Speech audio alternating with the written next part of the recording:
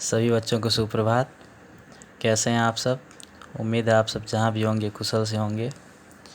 बच्चों, पिछले लेक्चर में हमने उपसर्ग तथा प्रत्यय का अध्ययन किया था। आज हम समास का अध्ययन करेंगे। समास कहते किसको हैं, समास कितने प्रकार के होते हैं और इनका प्रयोग। तो आइए सबसे पहले हम जानते हैं कि समास किसे कहते हैं। इसको जानने से पहले हमें इसका शाब्दिक अर्थ देखना होगा। बच्चों, समास शब्द का शाब्दिक अर्थ होता है संक्षिप्त करना या छोटा करना। इससे स्पष्ट है कि इसमें हम दो या दो से अधिक पदों को मिलाकर या छोटा करके या संक्षिप्त करके एक नए पद का निर्माण करेंगे। यह बात इसकी परिभाषा से स्पष्ट होती है कि समास वह प्रक्रिया है जिससे हम दो या दो से अधिक पदों को मिलाकर एक नया पद बनाते हैं। अर्थात जिस प्रक्रिया के अंतर्गत हम दो या दो से अधिक शब्दों को मिलाकर किसी नए शब्द का निर्माण करते हैं, उसी प्रक्रिया को समास कहते हैं। जैसे घोड़े पर सवार, घुड़सवार।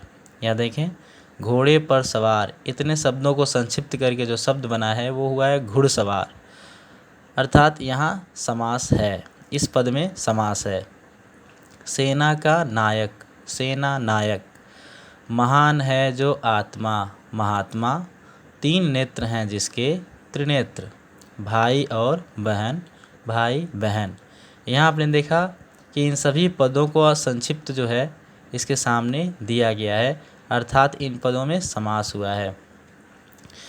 बच्चों, समास में कुल 3 पद होते हैं। पहला पूर्व पद या पहला पद, दूसरा उत्तर पद या दूसरा पद, और पूर्व पद तथा उत्तर पद को मिलाकर समस्त पद जो बनता है वो तीसरा पद होता है।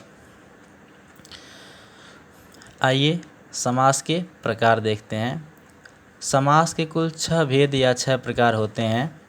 पहला तत्पुरुष समास, दूसरा कर्मधारय समास, तीसरा बहुव्रीहि समास, चौथा अव्ययीभाव समास, पांचवा द्विगु समास और छठा द्वंद्व समास। ये समास के 6 भेद होते हैं। आइए सबसे पहले हम तत्पुरुष समास का अध्ययन करते हैं।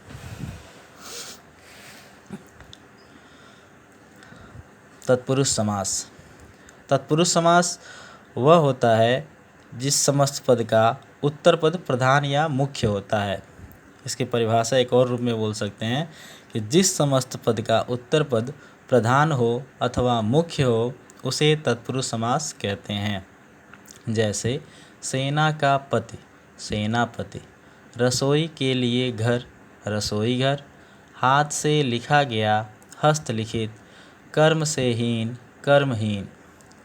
इन सभी पदों में तत्पुरुष समास है, क्योंकि इनका जो उत्तर पद है, पहले वाले पद में पति, दूसरे में घर, तीसरे में लिखना और चौथे में हीन, ये सब इसके जो है मुख्य पद हैं, प्रधान हैं, और यही इसके उत्तर पद भी हैं।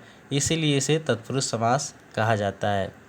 इसकी पहचान होती है कि पूर्व पद तथा उत्तर पद के मध्य में कारक चिन्हों का आना पाया जाता है। जैसे देखें, इसमें का आया है, यहाँ के लिए, यहाँ से, यहाँ पर भी से। इस तरह जब भी आप इसके पूर्व पद तथा उत्तर पद के मध्य देखेंगे तो कोई न कोई कारक चिन्ह अवश्य उपस्थित होता है, और समास करने पर जो कारक चिन्ह होता है इनके मध्य वह गायब हो जाता है, उनका लोप हो जाता है। जैसे देखें यहाँ पर सेना का पति, सेनापति। यहाँ पर का जो चिन्ह है वो गायब हो गया है, लोप हो गया उसका। तो ये इसका लक्षण होता है कि इसमें कारक चिन्हों का आना पाया जाता है, जो कि समस्त पद बनाने पर गायब हो जाता है।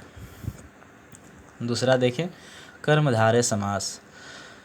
कर्मधारय समास किसे कहते हैं?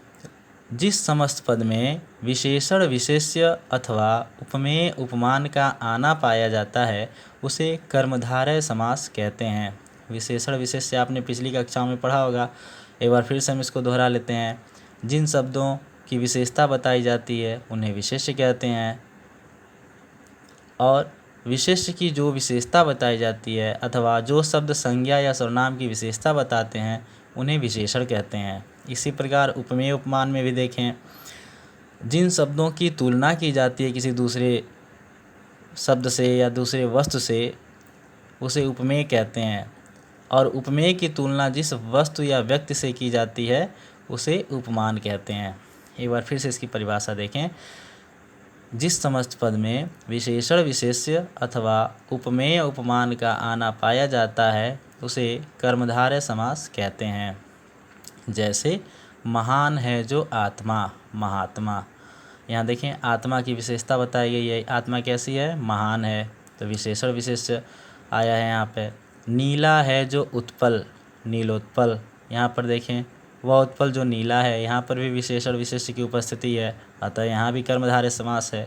विद्या रूपी धन, विद्या धन। यहाँ देखें विद्या रूपी धन, विद्या की तुलना एक धन से की गई कि विद्या भी एक धन के समान है।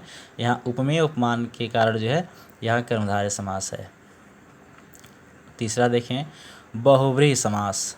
बहुव्रीहि समास किसे कहते हैं, तो जिस समस्त पद का पूर्व पद तथा उत्तर पद मिलकर किसी तीसरे विशेष पद की ओर संकेत करते हैं उसे बहुव्रीहि समास कहते हैं।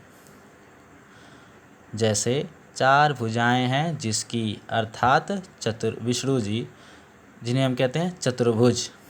चतुर्भुज शब्द में बहुव्रीहि समास है क्योंकि जो चतुर्भुज शब्द है वो विष्णु जी के लिए प्रयुक्त होता है। 10 आनन हैं जिसके, अर्थात रावण, दशानन। यहाँ पर भी देखें ये सभी पद मिलकर किसी विशेष व्यक्ति या वस्तु की तरफ या पद की तरफ संकेत करते हैं। जो दशानन शब्द है वो विशेष व्यक्ति या पद के लिए ही जो है प्रयुक्त होता है। दशानन शब्द हम रावण के लिए ही प्रयुक्त करते हैं, ये रावण की तरफ संकेत कर रहा है, अतः यहाँ भी बहुव्रीहि समास है।